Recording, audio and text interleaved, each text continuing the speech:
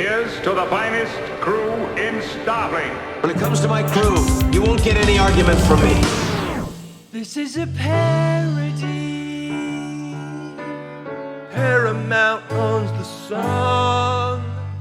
Welcome to The Greatest Generation. It's a Star Trek podcast by a couple of guys just a little bit embarrassed about having a Star Trek podcast. I'm Adam Pranica. I'm Ben Harrison. You want to talk about what you just did before the show? What? What are you narking on me? You just hit a little thing? Yeah, I had got a little thing here. Taking a little puff off of it. Do you still have a neighbor that has just a truckload of those things? No, my fucking neighbor, I used to have this neighbor. She moved to fucking New York. To be in the witness protection program? No, I don't know. She wasn't vibing with LA, which I get. Mm-hmm. Because fuck LA. But like, wow. If you can live in New York and you don't have to live in LA, great choice. 10 out of 10 would do. But yeah, she runs like big time celebrity charitable initiatives and was doing something with a very famous singer that one of the sponsors of was a weed vape pen company that is very popular here in the state of California. If I guessed the singer, would you tell me? We could beep it. Jennifer Lopez. More known as a singer than J-Lo. Madonna? Not Madonna. Last guess. Okay, yeah, last guess. And Cher. She's had number one hits in like the most consecutive decades of anybody. Kylie Minogue? And by number one hits, I mean...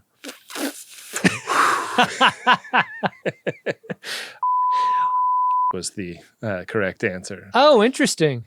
Cool. Also works with but and those are bleeped out so people don't know, but you know. Mm-hmm. I've met all of them. This weed pen company sponsored one of the initiatives that they were working on, and as a result, a closet in her house was just absolutely stacked with weed pens. And you know, she's like, she was English, and she was like, I can't get through them, babe. You take as many as you want. And she would just like hand me like, 5 of them at a time. And then you just like backwards Homer walked into the bush of vape pens. Into the cloud of vapor. Wow. Wow. You're someone that I would describe as being very polite. Mm-hmm. I wonder if you are given an offer of take however many you want. How many does Benjamin R. Harrison take? I mean, when it's like something that I sort of think of as somewhat of a vice, like a weed pen, probably slowing my roll a little bit more than if, for example, I go over to your house and you're like, we've got too many limes, take as many as you want. Like, oh yeah, because your lime tree is so fecund. Oh yeah, we're due for more lime give outs. Yeah. Ben. You got to come over for them limes. I should finally bring that Tupperware back that you lent me to take limes home in. I have been missing that. That's our lime Tupperware. Sorry. You're using it as a fucking bedpan when you sleep out in the studio. Yeah, God damn it. I'll run it through the dishwasher before I give it back. But I could only take like 5 at a time. And she was insisting I take more. 5 seems like the right amount. With the, I got a closet full of vape pens, have a handful. 5 is a handful. Yeah, and I gave 4 of them away. Like, I can't sit around with like a shelf full of marijuana. That's no good for me or anyone. Why can't you? Because I just use it. I did, Oh, you use it because it's there. I use it because it's there. Yeah. Like, this doesn't cost me a nickel. Puff, puff. Don't pass. We'll see what it costs the viewers today. This episode of Greatest Gen. Yeah. One of the rare episodes that is very closely connected to another episode this season. Sure is. Yeah. This is almost like a sequel. Mm-hmm. As if that episode earlier on in the season cast some sort of shadow onto this one and the incidents in it. What do you say we get into it, Ben? It is Season 1, episode 15 of Star Trek Entrepreneur. Shadows begin!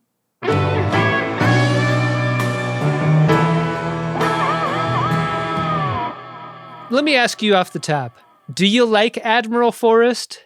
Because I love seeing Soval just kick the shit out of him in this opening scene. They've been in space for 6 months, and they've already destabilized an entire sector.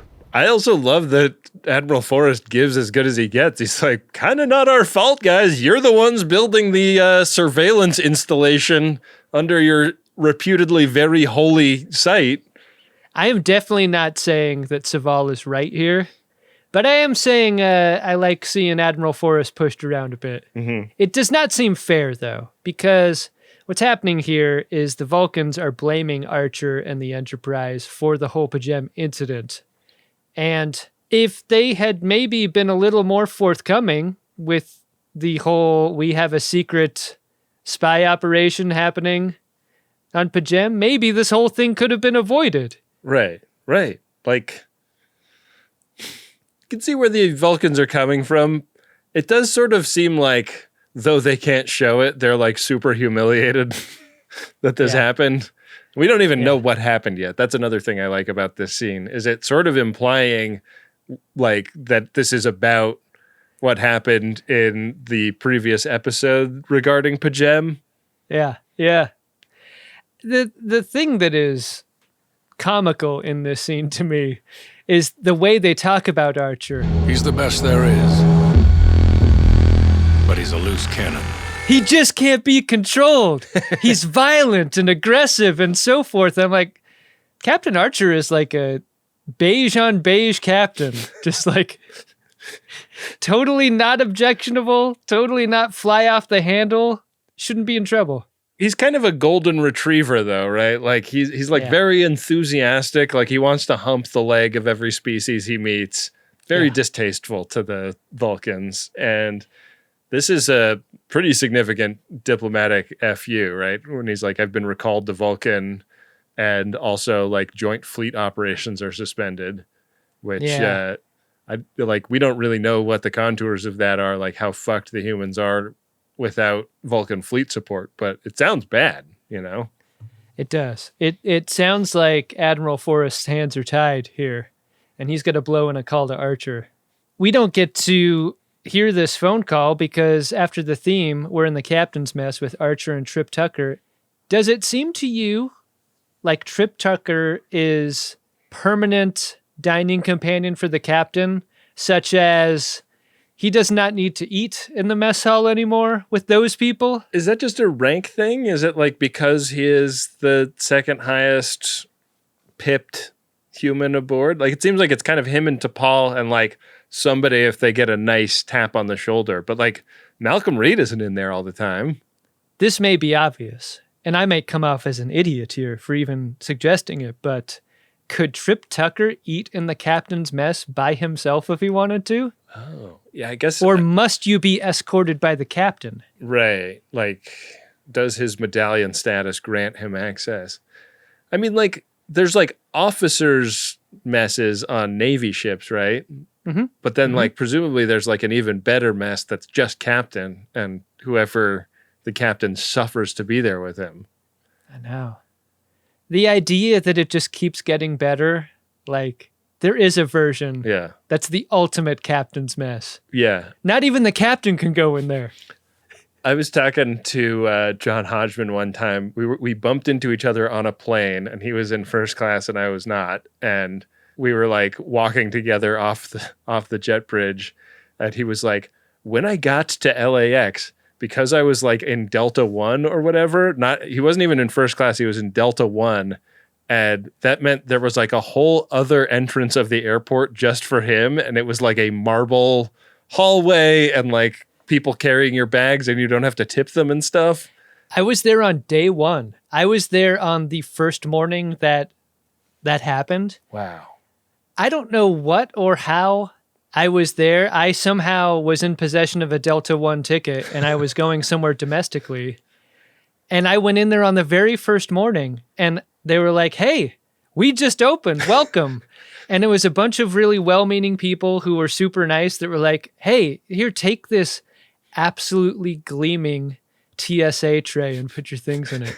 And then put it through the private X-ray scanner. Oh, private scanner. Private scanner. So cool. Oh, man. That's never going to be my life again, is it? It was pretty dope. I missed it. Yeah. Yeah. Anyways, Archer gets asked by Trip, like, what gives with the ship changing trajectory? And Archer's like, oh, there's this great planet, Corridon. Wanted to check it out. Heard there's a lot of people there and that they are in contact with the Vulcans. And I talked to their chancellor, and she's gonna roll out the red carpet, give us a tour. Here's the thing, Trip. You can't go. I hated Captain Archer for this. You don't like bits on trips? This is like me and you together, and I'm going, yeah, I heard about this great barbecue restaurant. There's a tiki bar attached to it. Ben, it's inside a Delta Sky Club with its own entrance and everything. And the brisket, oh, you love it. They serve it on a TSA tray. They have the fat and the lean. It's amazing. It's so wonderful. I cannot wait to experience it, but we're not going to experience it together, Ben. I'm going with Hoshi. I would walk into the sea. It just doesn't seem nice. There's not a lot to look forward to on this ship if you're a crew person. I think that's my point. Like, it doesn't get any better than Trip Tucker doing nerd starship shit on a planet that really has a grasp of awesome starship shit. Yeah. You should lend Hoshi your camera. I'll be sure she takes lots of pictures. But he's going to get to go. I guess so. It was a bit. We don't get very far down the road into how Trip takes this. Yeah. Because incoming is a call from Admiral Forrest, and Archer takes this privately. Yeah. Forrest gives him a little more backstory about the destruction of Pajem. They bombarded it from orbit, man. Yeah, I thought that was neat. That was the only way the Andorians could be sure that they got rid of that installation. Fucking A. Kind of makes the Andorians seem reasonable and good. They were like, hey, bombardment starts in 4 hours. So why don't you clear out your antiquities from the fucking reliquary so we can get with the bombing. I actually thought this was a great look for them. Yeah. But very thoughtful. Speaking of looking, we transition straight into a gazing window scene and a really nice sequence on the exterior of the ship pushing up into it. Yeah, I kind of wish they'd pushed up into the next shot, because when we get the reverse of Archer looking out this gazing window, he is serving so much butt. Did you clock his fucking ass in this shot? This is the thing about these uniforms. They are dumpy AF. But when he's bent over on that window, like, you could set a drink on that thing. Hey, Captain Archer, destroy the internet. Yeah. Yeah, he's an absolute dump truck at this window. Amazing. T'Pol comes in to receive the bad news that he has summoned her there to break to her. And I had to think, like, when you're a Vulcan, a human coming up to you and going like, this is so hard to say, has got to just be the most eye-rolling cringe moment, like, of any kind of interaction you can have with the human. Like, yeah, like, I don't care. My emotions are fully suppressed. Like, it's like, get to the point. Yeah, this is hard for you, not me. I don't give a fuck. I wonder if that's a description of every single conversation a Vulcan can have with a human, not just the one that comes with the preamble about needing to break bad news, but just like, fucking come out with it, man. Yeah, it's like halfway between tone deaf and super insulting, because it's like, you know that I don't have emotional reactions to things. I have logical reactions to things.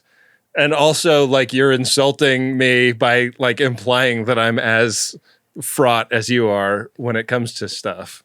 And that you love this as much as I do. It's got that real energy of, like, a manager letting someone go is like, God, I know how great it is to work here.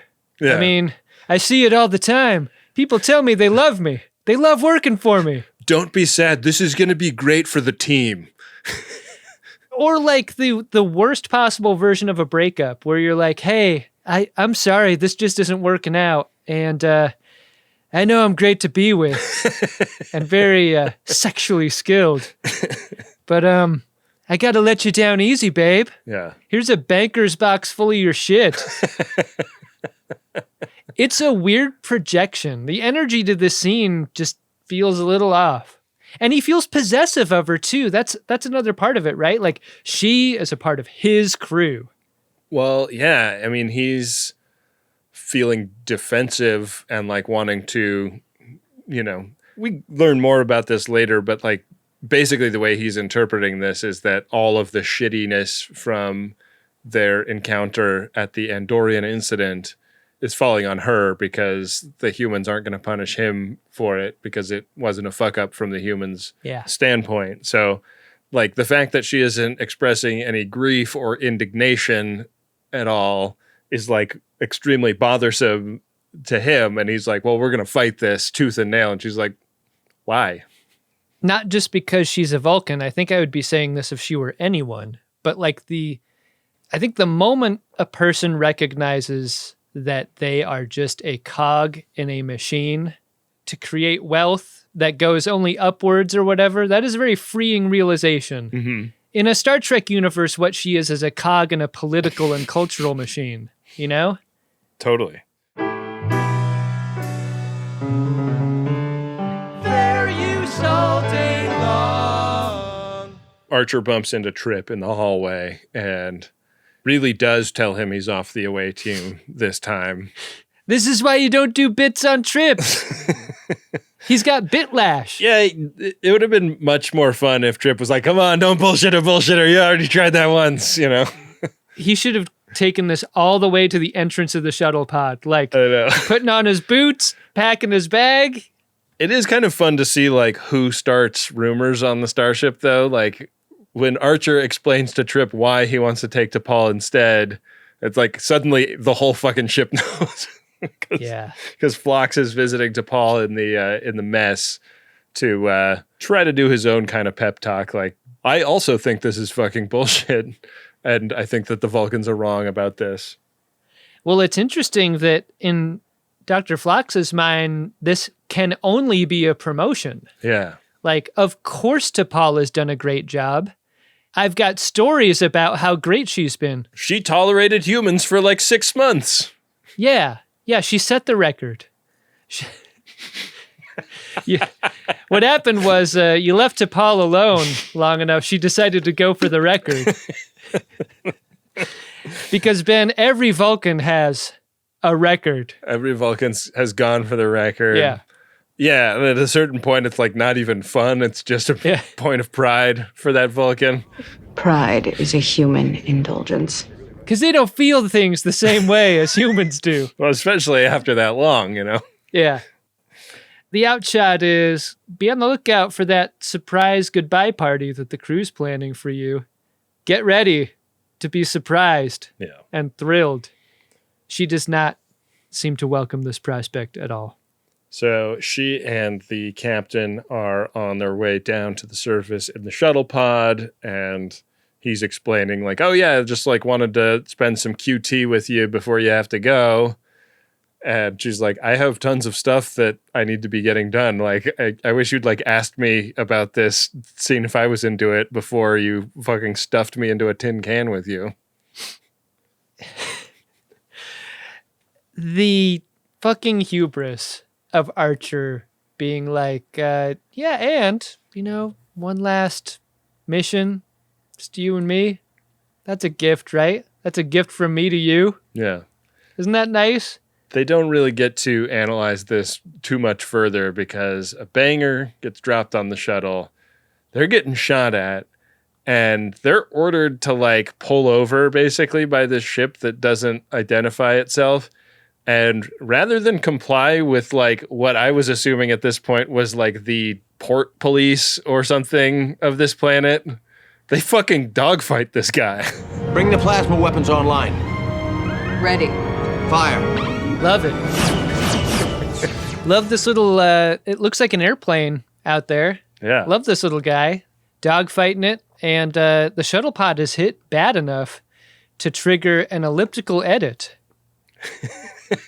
Because in the next scene, we've got Archer and T'Pol on the ground in a dark room, wearing hoods over their heads and restraints on their limbs. Yeah. A guard walks in and rips off their hoods and starts making with the questions. He does not recognize the Chancellor's authority. This seems like it's going to be a problem, right? Yeah, they're like, "What? Why are you shooting us down? The Chancellor invited us." Yeah. Not doing the math on we have hoods over our heads and we're on like a drippy floor in a shed somewhere. Yeah. I loved the design of this room, by the way. Like there's almost no set design to it other than the way it's lit. Like, you cannot see any surface, really. You can see, like, one little window that it's, like, raining outside of and, like, a bunch of bullet holes, maybe, in the wall that little points of light are shining through. There's a quality to this scene that extends throughout the episode, which is darkness and fog. Like, if you don't have a lot of time or not a lot of budget to do some world building, darken it up, mist it out, obscure it. That's what we get here. Yeah. Let your mind fill in the blanks. So this guy is also kind of blown away that initially Archer is telling him that he's the captain and that T'Pol is the junior officer. And he's like, I've never seen a Vulcan take orders from any non-Vulcan. That, like, the math isn't mathing. And just to, like, kind of make it so that Archer can't get himself into any more trouble, T'Pol is like, no, he's ensign hospitality. I'm the captain. Amazing. I love it. And it was so unexpected to hear T'Pol be the one doing the improvisation here. Yeah. A bald-faced Vulcan lie. Amazing. Mm-hmm. Lie? A choice. I so wanted this episode to pivot into cooking show. Like, I wanted the lie to be used in such a way that was like, oh, really? Because the rebel leader actually has a birthday. And the thing he'd love most of all is a great feast. We have all the ingredients. All you need to do is cut him up. Yeah. That would have been great. Here's 50 pounds of carrots. Ow! No, we cut up to the ship where the Chancellor has placed a call, and Trip is not getting it that this was not part of their plan initially.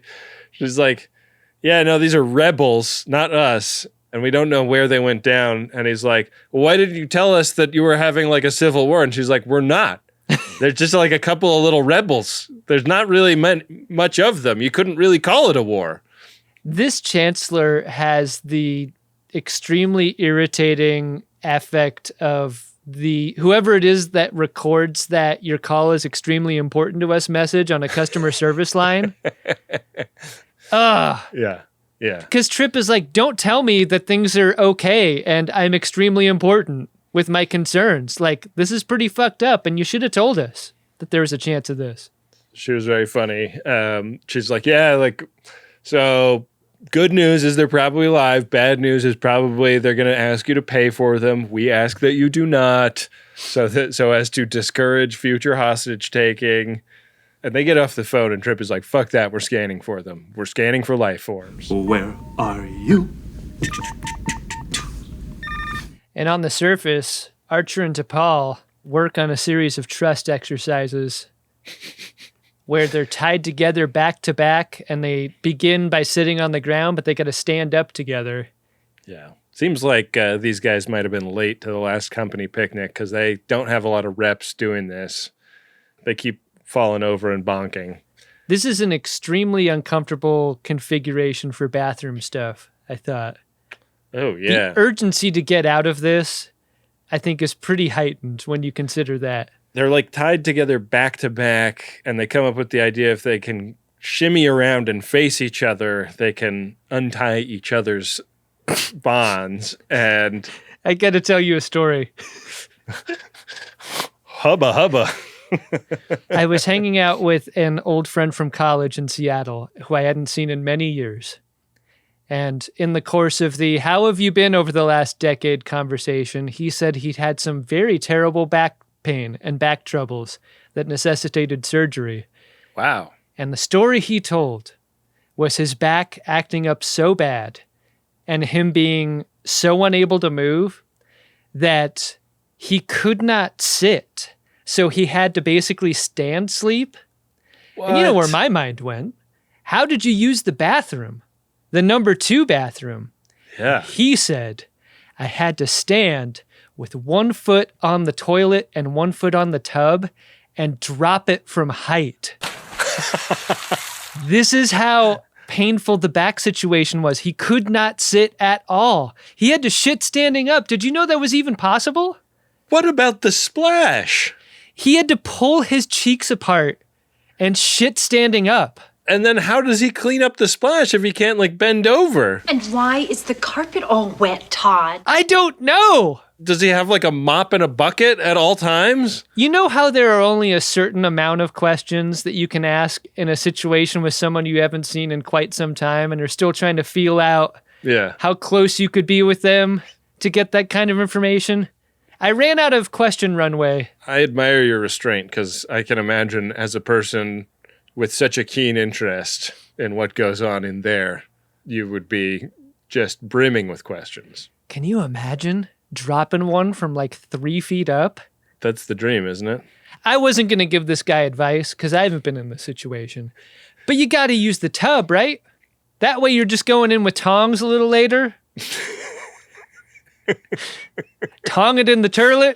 And then you use the hot shower water and your feet to clean up the tub situation. You're not bending over. Your back doesn't allow you to bend over. Maybe he was renting.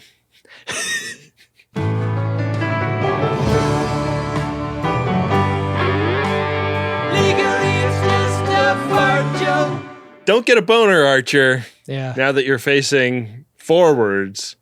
Very weird scene here as they untie each other. This felt like slash fic to me. Yeah, like T'Pol's kind of like describing how her reasoning must have become compromised because of her long exposure to humans, and that's why she didn't stop the worst possible thing from happening at Pajem.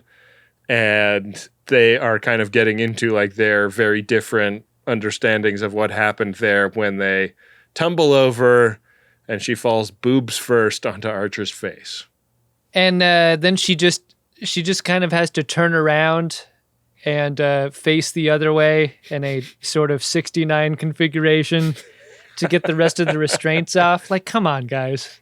What are you doing? Yeah, I don't know. I'll say good for Archer not doing that, like, turn to camera moment that I think could easily happen. Just the, like, whoop. Like, they don't play this moment for laughs. Yeah, it's in a way that, God, if I could respect anything about this scene, I guess I kind of respect that. That it's played for, like, this is kind of humiliating for both of them. Yeah. Way. Yeah. It is a very Austin Powers, oh, I fell over sort of situation. It's very humiliating for both of them, but only one of them is going to jack off about it later.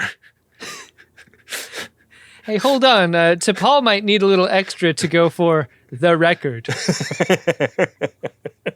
This is an extremely awkward time for the prison guard to come in with their food rations. Yeah. And this guy gets the jump on him.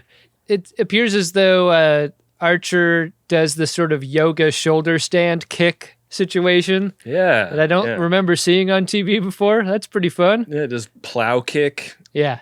But there's another guy. You never plan for the second prison guard, and the escape does not go well, Enterprise. On Enterprise, Reed and Trip Tucker have observed that the capital city is huge, and it is also surrounded by a huge shanty town. Yeah. You know, the politically correct term is informal settlement.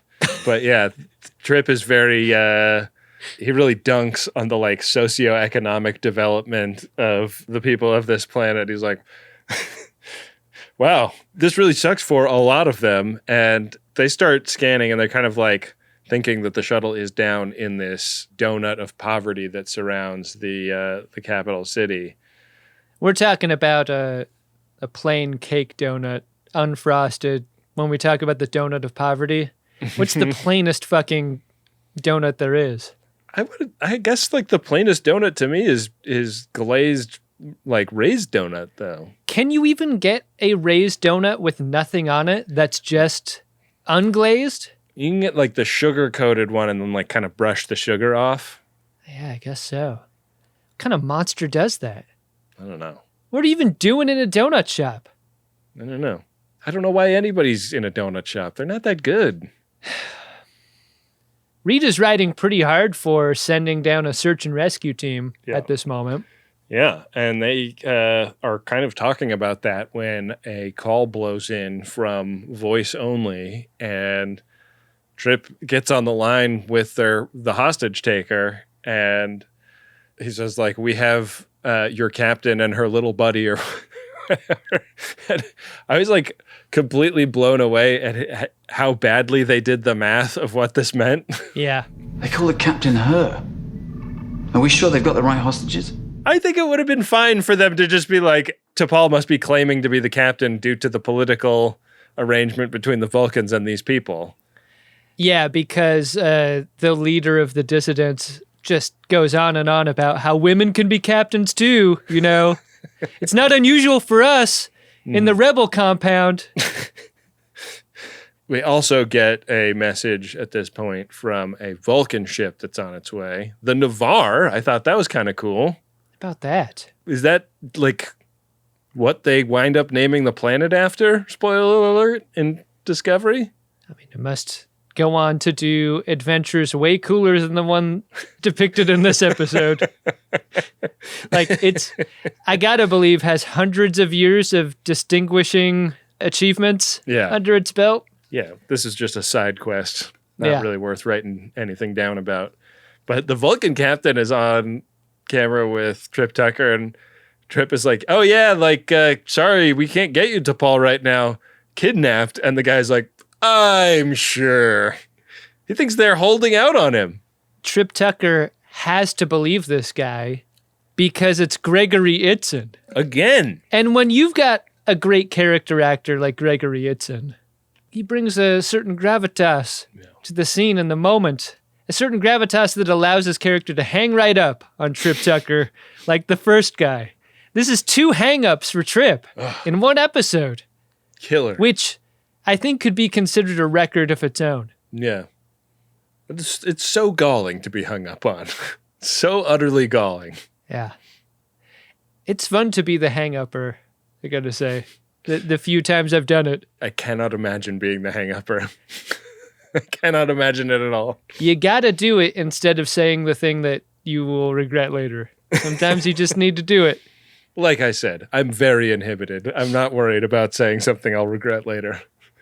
In the next scene, Captain Itzin is on Enterprise talking a bunch of shit about how unprepared they are to get their own hostages. Yeah. And he thinks the Vulcan crew is way readier for this kind of thing. Yeah, it's sort of like in like the bank heist movie when the FBI comes and takes over for the local PD is kind of the vibe here. He's like, we'll take it from here. You guys have screwed this up so badly. I thought it was so weird how Itzin is riding for use of force, and Reed, of all people, is like, whoa, that sounds pretty dangerous to me. Even though it was 5 minutes ago, he was like, send an assault team down in a shuttle pod. Right. We're going to go get our folks. But now that it's like Vulcan commandos, he's not into it. Yeah, the Vulcan commando is not nearly as careful as whatever he's got to bring to bear down there. What the fuck? We got the guy who serves our eggs with a phaser rifle going down with Reed and Mayweather, the kindest guy on the entire ship. Yeah. I kept thinking, like, why no line about whether beaming them up is riskier or less risky than assault team? Like, there's got to be math on that, right? Like, they have used the transporter successfully before, so there must be like it's a 10,001 risk that it scrambles you. and we consider that unacceptable. But in these circumstances, that is an acceptable risk. The moment that Jolene Blaylock's breasts were pressed up against Scott Bakula's face represent the only time that you're permitted to think about a body commingling between those two. That's it. There will be no to Archer created with the transporter. The back of that head on camera a lot. He lies to this Vulcan captain about whether or not they know anything about where the captain and T'Pol might be. And before these Vulcans are even out of the room, he tells Reed to like fire up the shuttle and get ready for an extraction. It's great. Faith of the fart. And you will never take the greatest gin alive. Ben would rather die. What? We cut down to where Archer and T'Pol are kept. This time they're not chained together. They've adapted. Mm-hmm. They're chained apart. The locals are really into shibari, it turns out. I don't know what that word means. Japanese rope bondage. Oh, yeah. And then when they cut the rope, they glue them back together with a little bit of gold flake. Kinsuki shibari. Is that what that is? Yeah, and then they say thank you. It's Kinsuki shibari arigato. In comes the gruel. It's chow time. Yeah. How are they supposed to eat this? Archer demonstrates. Doggy style is how you're supposed to eat this. Nasty dog. Doggy dog.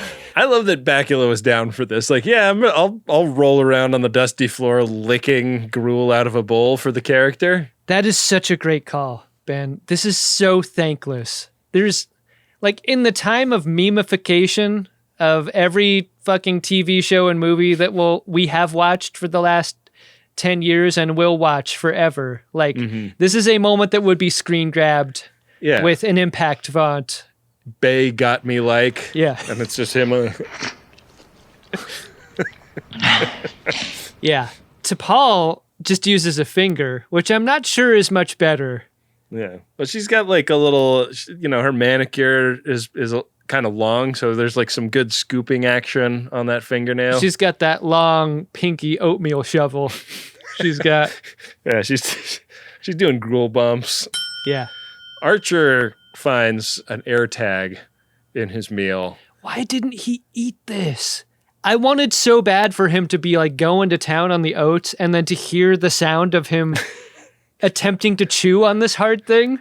Yeah. Maybe they didn't make it out of a food safe like adhesive or something. So yeah, he didn't put it in his mouth. But it's an interesting little development that is hard to puzzle through in this moment. It's like, it's hard to know like why this is here or what it could possibly mean. If you're smuggling in contraband, I feel like oatmeal is a great vessel for that, right? Yeah. Yeah, because it's like opaque. Like that blinky red light is not gonna show through. And what are you gonna do? You're gonna like take a wand or whatever and like stir the oatmeal? That thing's just gonna stir inside the oatmeal. Nothing's gonna happen. Yeah.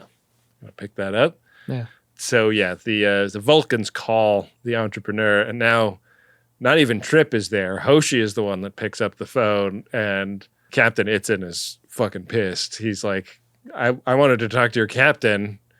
Now I'm not even talking to your third officer or whatever. Who the fuck are you? Pretty great scene for Hoshi freelancing like this. Because he's also like, I want to know what happened with that shuttle that left 9 minutes ago. Captain Itzin, what were you doing in the last 9 minutes that was more important than asking about that? I thought the same thing.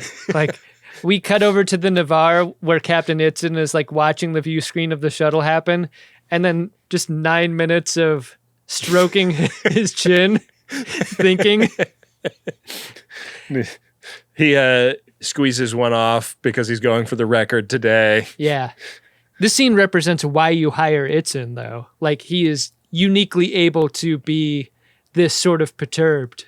Yeah. And a great moment for Hoshi to kind of freelance her way through lying, creating a bunch of static interference, and then hanging up on him. Pretty great. You gotta hang up on someone, Ben. It's so worth it. I don't think I could ever do that. Ben's hyper compliance. Whoa! Am I the only one around here who gives a shit about the rule? Did you see the memo about this? Yeah. If the rule you followed brought you to this, of what use was the rule? Compliance. Yeah. Don't thank me or anything. Not since Picard walked through the barrio on Konosh have Starfleet officers been in a dangerous neighborhood as bad as this one. How badly did you want to see the soup of this neighborhood? If they could have ordered one thing before getting jumped. I know. No soup for you. It sort of seems like they are in the rebel compound initially when we cut to later when they have bags over their heads, because it's a very similarly lit room. But the bags come off and their interlocutor has a very familiar voice, Adam. I love the sound of this voice. You should have listened to the Vulcan. He warned you against doing anything foolish. What the hell are you doing here? Jeffrey Combs, unmistakably in the room. I love how they play the moment for drama, how he like steps out of the shadows as if you have no idea who this voice is attached to. Yeah. How fucking great to have Jeffrey Combs, Gregory Itzin, and Gary Graham all in one episode together. You're just rich with character actors. I mean, not to mention Vaughn Armstrong. Yeah. So fun. We must protect our character actors. Yeah, so turns out the Andorians are here. They have been spying on the captain of the Vulcan ship because he like runs this sector. And I guess all the Vulcan codes are cracked, and Shran is like in a position to reveal that to the humans. And basically, like, he and his people are trying to support this uprising against the Vulcan sympathetic local government, because then I guess maybe they can get somebody installed that's more Andorian sympathetic. There is a lot of palace intrigue to the reasons that Shran might be there, but the reason he's really there is revealed to be a very, like, Rocky Balboa, Apollo Creed situation. Like, he owes him for the favor he was given back on Pajam. Ding, ding. And he hates owing somebody a favor, so he's going to repay it by hook or by crook. Yeah. This is a guy you don't want to buy dinner for. Yeah. Like, you don't pick up the check for Shran. No, he's like my wife. He's going to make it like beyond awkward for everyone before he lets you pay for something. Yeah. They're like, okay, we're going to do this raid and we're going to get your captain and T'Pol back. And we've got a guy on the inside, hence the air tag in the Gruel over there. I loved that reveal. I loved that, like, we had no context for what was happening with that until now. So great. Trip and Malcolm want to get in on this raid, like add a couple of warm bodies to their numbers because there are a lot of guards, and like they have a map of the compound. They know, where they're going and what's going on. And the Andorians are down with this. They're going to let Malcolm and Trip shoot some guns. Did you clock the other Andorian? Was that pervy Andorian from the Pajam episode? Because I don't like that guy, but he's not pervy here. Yeah, he doesn't do anything pervy here. I couldn't remember if he was a guy that we met before or not. Yeah. Traeg, I think is his name. Yeah. Unclear. I mean, they all look alike, right? We get to see this plan they hatch for this prison breakout. And the scene is shrouded in night and mist and fog. Very, very foggy, permanent, dark kind of environment we're in, I think. Yeah. They tell Archer a little bit about this. Here's the note that was just confusing me. Blinking Dumpling starts talking to Archer. That's what I came up with for what that thing was that he found in his soup. It wasn't an autocorrect. It was me being a fool. It's the thing you want to order out at a restaurant instead of try to make from Frozen or whatever. It's just always better if you get the blinking dumplings while you're out. Absolutely, yeah. It's not worth the effort at home. Pros are going to do it so much better than you ever could. Yeah.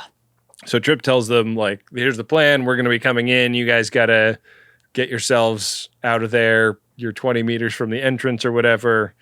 Archer wants clarification on how far a meter is. I mean, these guards have got to be like 14 stone. Shran's like, what? We get to the opening gambit of this raid, which is Trip with like a cloak on, stumbling up to the gate guards of the rebel hideout with a bottle of booze and offering some to them, and they accept it. Like, these have got to be the worst gate guards of all time. Like, we're running an op. We like currently have hostages behind the gate behind me.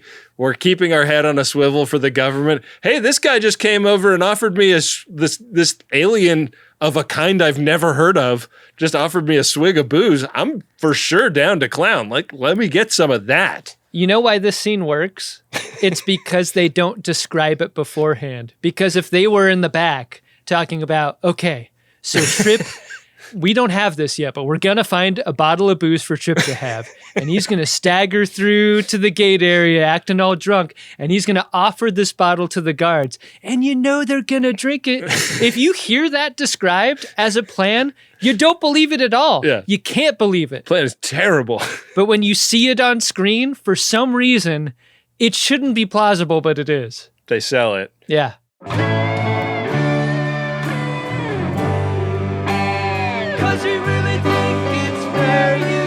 Meanwhile, the inside man like pulls some of the corrugated siding apart on the exterior barricades of this compound. So much siding. Yeah. On this set.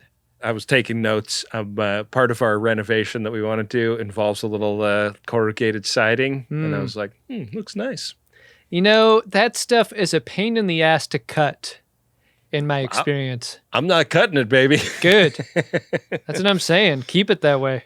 Yeah. So Shran and his buddies sneak in, and the raid seems to be going great. Like, they are silently KOing guards, and it's like in like a Batman game where like all of the takedowns are non-lethal, you know? But they're doing a perfect job of it until the fucking Vulcans show up and make this sneaky ass raid into a loud frontal assault that involves like Kool-Aid manning through the side of the compound with huge explosives. Vulcan Kool-Aid Man is like, oh yes.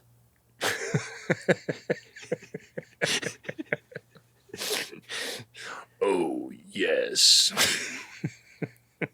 I love that their entrance is preceded with an explosion. It's so unusual. Yeah. It's so unexpected. It's a complicated firefight because you can't tell for some of it whether the Andorians and the Vulcans are firing at each other or if everybody's just firing at the locals. It kind of seems to me that eventually like all they're doing is shooting at locals. Like the various commando teams are not trying to like start a hot war between their peoples. But these Vulcans are such fucking cowboys. Like, they really are. They are rock and roll.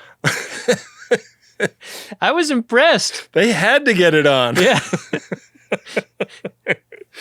So Shran and Trip make it into where the hostages are and start cutting all of the beautiful rope work off of the captain and T'Pol. And the locals are eventually all shot dead or knocked out or whatever. And we get this like super tense standoff scene between the Vulcans and the humans and the Andorians in the courtyard of the compound. Yeah, it feels a little Mexican standoffy here. Yeah. In a fun way. I was impressed that the captain of the Vulcan ship went on the raid himself. When you've got an Itzin playing the role of the captain, you bet your ass he's going to be on the away mission. Yeah, yeah. Fun to get him trading barbs with Jeffrey Combs. What I don't like is slow-mo in post. Yeah. In this moment where you think there's a dead guy, but he's not dead, he's actually alive, and he still has a weapon that hasn't been kicked away from him, kind of comes to and tries to take a shot at Itzin. You can't take a shot at Itzin. I wonder if like non-filmmakers know about slow-mo in post. You see this very much more often in television than in films. But when the slow motion isn't smooth, when it kind of like jumps from frame to frame and you can see that they're kind of blending between it, it's because that shot wasn't shot at a higher than normal frame rate so that they could slow it down smoothly. It was shot at a normal frame rate, and in post, they were like, this would be better if it was slow-mo, and they just slowed the shot down digitally. And yeah, it always distracting to me. Yeah, it's too bad. Occasionally it's used like intentionally, I think, as like an aesthetic choice, but I would say 98% of the time when you see this, it's because they didn't get the coverage they actually needed for the way they wanted the scene to unfold in the edit. Sometimes slow-mo is cheesy, so I wonder if in the way you're describing, if the jerky slow-mo as an aesthetic isn't a way to take off a slice of cheese from this moment. Maybe. Cheese on the side. Yeah. T'Pol gets shot in the ass when she jumps in front of the bullet to save the Vulcan captain. Oh, son of a bitch! You shot me in the ass! Archer goes down to his knees, like right next to her ass, like grieving and crying. And he slips and his face falls right into it. And he's like, everybody's like, really, man? You put your face on her boobs and then her butt in one episode? Yeah. In his mind, this is going to be a face down, open casket on the bottom situation at the funeral. Yeah. I mean, with T'Pol, it makes sense, right? You want to be able to see the back of the head. Yeah. But you also want to be able to crane your neck down under and see the face. I mean, what I think you're making the case for is total open casket. Does that ever happen? Like, we're not talking about the sort of doors that are split in half, just one door. Body on the table casket. You probably save yourself a little money that way by just having the single door option. Right, because all the like extra hinges you need to get for the two doors. Less work for the embalmer, too. Like, to only have prepared half the body instead of the full one, you got to have him get in there and do the whole thing. Oh, yeah. Yeah, I guess so. Top and bottom. Is it because people get erections in death and like the rigor mortis would be like embarrassing? It's not appropriate for a place of worship or whatever? It's probably because there's a lot of thought put into that part of the body if it were to be total open casket, right? Yeah. Like, you don't want to do the whole walk-by procession and you're like, God, Uncle Gene, there's kind of a concavity to everything under the belt. Like, that doesn't look natural. And conversely, like, if there's a mortuary person who's like padded it up. Oh, yeah. The mortuary person that's slipping a gherkin in there. Yeah. That doesn't feel right either. That's how he would have wanted to look. Like he has a real big one. Uncle Gene always looked like he was stuffing. That's why I wouldn't let him hug me close. So there's some debate over who's going to treat T'Pol, whether the Vulcans are taking her back with them, but Archer kind of pulls rank. She is still technically a member of his crew, so they're taking her back to the Entrepreneur, and the next scene is in 6 Bay. It should be noted that he takes her back to the Entrepreneur by cradling her in his arms. Yeah. Did you feel something in this moment in a way that suggests a greater relationship between them, or something has changed with them in terms of their professional affections? Yeah, I mean, I think where my head went was like, I was a little surprised that they weren't playing this more for this might be the end of T'Pol, because that's sort of the stakes of the episode as it's set up at the beginning. And a twist on that is, yes, T'Pol is no longer on the ship, but it's not because she got cycled back to the world. It's because she fucking died. And I sort of thought that they could have, pulled that moment out a little bit and made it more fraught. Mm-hmm. Mm-hmm. Yeah. But we get to 6 Bay, and man, do they work this captain. They try to make him feel so bad about what happened to T'Pol. Will she live? I wish I could say. A person who should seem impervious to feeling bad in this and any other situation. Yeah. Plus, it's Gregory Itzin. What do you think you're going to accomplish here? Itzin's the greatest. He's not going to fall for that shit. There is a kind of Itzenness that he brings to a moment like this that makes me feel like, of course he's going to win. It's Gregory Itzin. But they kind of beat him up on this, right? Yeah. Like they extract a huge favor from him, which is she just jumped in front of a bullet and saved your life. The way you can repay that is by going back to the Vulcan High Command and asking for her to get permission to stay on board the Entrepreneur. And he's like pretty reluctant to do it at first, but eventually relents. And he's like barely out of earshot when they wake her up, and she seems like totally fine, way less on the knife edge than they described her condition as being. There's a quality to the answer to the "can you do me this favor" when that answer is yeah, if there's time. That is such fucking bullshit. Yeah. Did you believe it? I mean, it seems like they do, because they wake her up and they're like, hey, great news. That guy's going to get you your job back. I don't know. This hope seems a little too optimistic to me. That's a Gregory Itzin over there. Well, I'm an optimist, so. He's playing three-dimensional Itzin chess. I like that they kind of give T'Pol the option to run after him, and she's like, no, I'm pretty comfortable. Yeah, a fun bookend to the whole we don't have fuel to turn around and fly home in the shuttle pod that she mentioned earlier. That's pretty fun. Yeah, I liked it. That's our ending. Did you like this episode?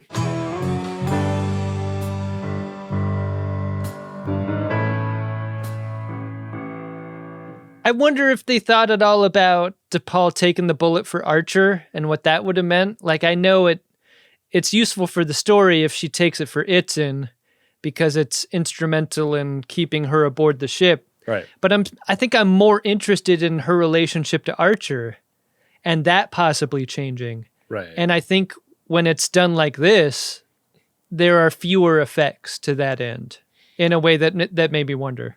They're in a weird place with this character that is sort of analogous in a funny way to Wesley Crusher. Wesley, the boy. The boy. Young Wesley Crusher. My son.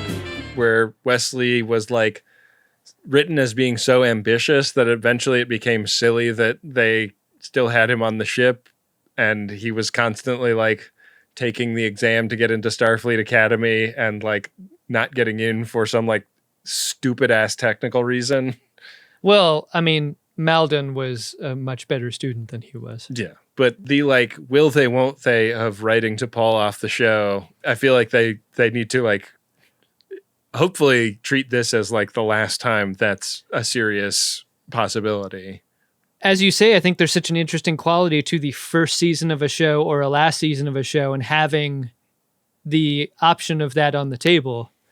It really does feel possible that she could be killed here in a way that's useful for the tension of the thing. Totally.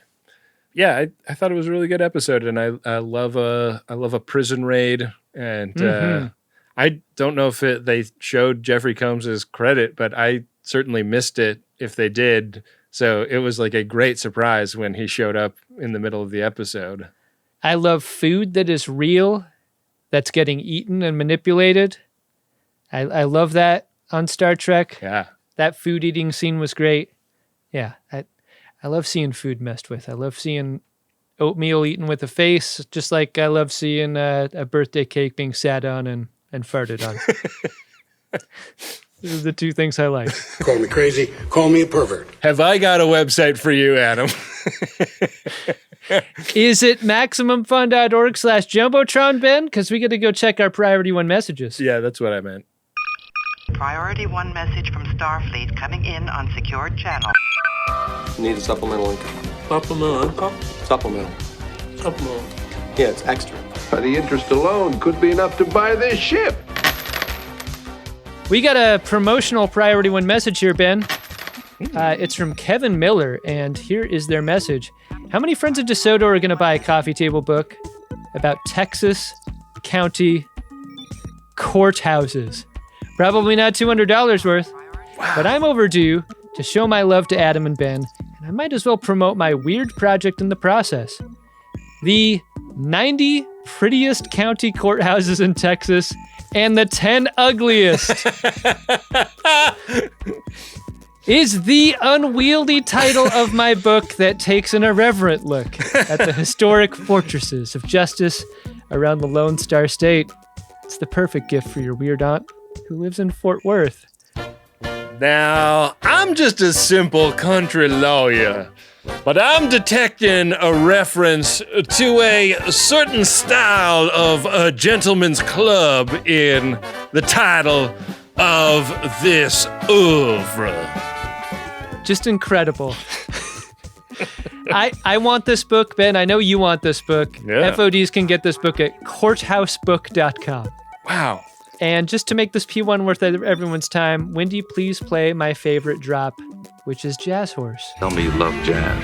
Horse, Earth horse. Okay, boys, saddle up. You're as handy with a shooting iron as you are with a woman's heart. I'm beginning to see the appeal of this program. I suggest you find a new line of work. It's okay, girl. Just a scratch. Wow, haven't heard the Jazz Horse drop in a long time. That's nice. Kevin, this book is nothing without that title. I think you chose really well there. Outstanding. Man, 100 courthouses in one book. Can you believe it? I can't. My coffee table is naked without this. Okay. Next priority one message here is from Taro. It's to Janny. Goes like this. Happy 40th birthday, buddy. Thanks for all the board games, sweet hangs, and vacation trips with and without COVID. Yikes. Thanks to you and Ben and Adam for helping me rediscover Voyager's good parts and be less serious about Trek. I'm not at all embarrassed to be your friend and only a little embarrassed to like this Dick and Fart Joke podcast. It's pretty sweet. Yeah. Happy 40th. That's a big one. Yeah. Happy Dirty 40. Welcome. And a reference to the theme of this whole thing, the embarrassment inherent. Yeah. Being a fan of our programming. Ben, we've got a priority one message here from myself, and it is to my greatest embarrassment. Wow. Their message goes like this. My greatest embarrassment was going to the Portland live show and practicing what I would talk about. I practiced thanking the great hosts about podcasting, something interesting, but no. I ranted about Mark Twain, Samuel Clemens. Why? Fuck! Ah! Fuck! Anyways, thanks for the great pod. Gonna buy another P1 because y'all rock. Hey, myself, just want you to know, you did nothing wrong. You did nothing wrong. The meet and greets are so much fun for us. It's always a treat to meet FODs, and none of them have ever done anything memorably embarrassing. That's true. I would say that part of what's fun about them also is that they feel like unrehearsed, and we have like really authentic interactions with people. And when you rant about Mark Twain, you're saying it with your whole chest, and that's totally cool. Yeah.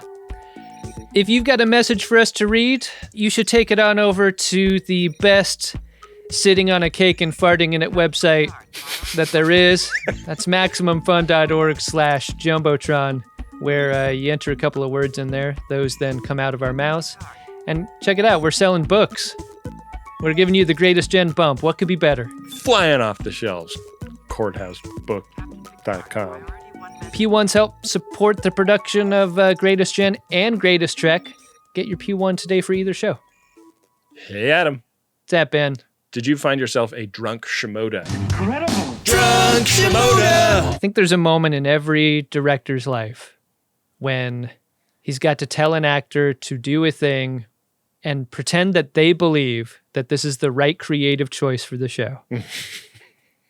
There is a conversation that happens during the shooting of this episode where Mike Vehar tells T'Pol to press her breasts into Scott Bakula's face because it is important to the show. It is meaningful to what's going on here, and it's going to work. I'm not saying I've ever told anyone that I've directed on camera to do anything like this. I haven't. But I've many times tried to convince a person in a corporate environment that what we're doing here is not stupid. You're not going to look bad. Everything's going to be fine. And then it's going to be done. Yeah. Mike Vehar, you're my drunk Shimoda for somehow pulling this off in this moment. Yeah. I'm shocked that it made it to screen for that reason, because I just can't imagine that conversation happening between three professionals. So fucking uncomfortable. And like you can feel Rick Berman off to the side going like, hee hee hee hee hee. Yeah. Yeah. Yeah. What about you, Ben? I'm going to give it to that guard that took the big ol' swig off of the bottle of unknown booze that Trip just walked up to him with. Like, when you're working security, you got to know that that's a bad call. Like, you don't know what's in that bottle, man. You don't know this guy. You don't even know what species he is. You didn't watch this stranger take off the foil top to this bottle. Yeah, if this seal is broken, do not drink part. The worst security depicted in all of Star Trek. One of the worst, I'd say. Oh, yeah. Really bad. Worf is like rocketing toward the middle after this scene. Incredible. Yeah. Faith of the fart. What a bunch of fun it was to talk about this episode. Why don't we start putting a little thought toward the future, Adam? What do you say? Every time I cringe in terror about the prospect of my own retirement. That's what thinking about the future does to me. Okay, sorry. Never mind. Next episode is Season 1, Episode 16, Shuttle Pod 1. Tucker and Reed set out on a mission in a shuttle pod as Enterprise is busy investigating an asteroid field. Disaster strikes while the pair are away, leaving the shuttle pod damaged and the warp drive inoperable. They manage to make it back to the rendezvous coordinates, only to discover that Enterprise was apparently destroyed when it crashed into an asteroid. With the ship seemingly no more, the pair are left abandoned in the middle of nowhere with only a few days of air remaining. Pretty fun. That is a very long summary. Yeah. How about that? I hope and expect that we're going to get to know these characters a little better. Yeah. During their trauma. How do you feel about these longer summaries? I've started drawing from a different source for my summaries, and that is pretty wordy. Maybe we go back to the ones on Paramount Plus, which are often just wrong. I think those are the superior capsules in my mind. Okay. All right. Well, that was a spectacular description of what's coming. There's only one way to figure out how we're going to experience that episode, Ben. True. For that, I'm going to go over to gach.biz/game and the Game of Buttholes, Will of the Riker, Quantum Leap, where our runabout is currently on square 60. And I'm going to roll a 100-sided die that will take us literally anywhere on this board. Wow. To determine what kind of episode experience we'll be having. Can't wait. You're required to learn as you play. Roll. Let's see where this die takes us. Ben, we have been catapulted forward up to square 71. Chula! Did I win? Hardly. This is going to be a regular old episode. Okay. It is right next to a Read Alert pineapple drink drunk-isode. Wow. Tantalizingly close to our ropes being made tastier. As it is, they will be just the same gross old ropes. Damn it. That they've always been. Fuck. I feel bad for my ropes. Yeah. I feel grateful to all the FODs who support our show, who have supported our show over the years.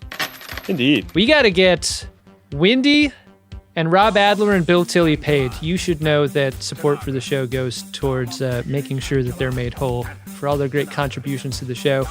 Wendy, our great producer. Rob Adler, a great social media manager. Bill Tilley, our card daddy. And Cindy, wartime consigliere. Indeed. Got to thank Adam Ragusia, who made our parody song based on Diane Warren's classic theme to Star Trek Enterprise. Got to thank Dark Materia for use of the Picard song. And with that, we will be back at you next week with another great episode of Star Trek Enterprise and an episode of The Greatest Generation, where Adam and I discover that our podcast has been destroyed, and it's like more of like a relief in a weird way. I often look at the oxygen sensor in my studio and realize that I too am running out of air over a period of time when we're doing the show. Yeah, it's rough, man. Yeah. You weren't using that oxygen anyways. I don't think the show suffers at all during the hypoxia. Make it so.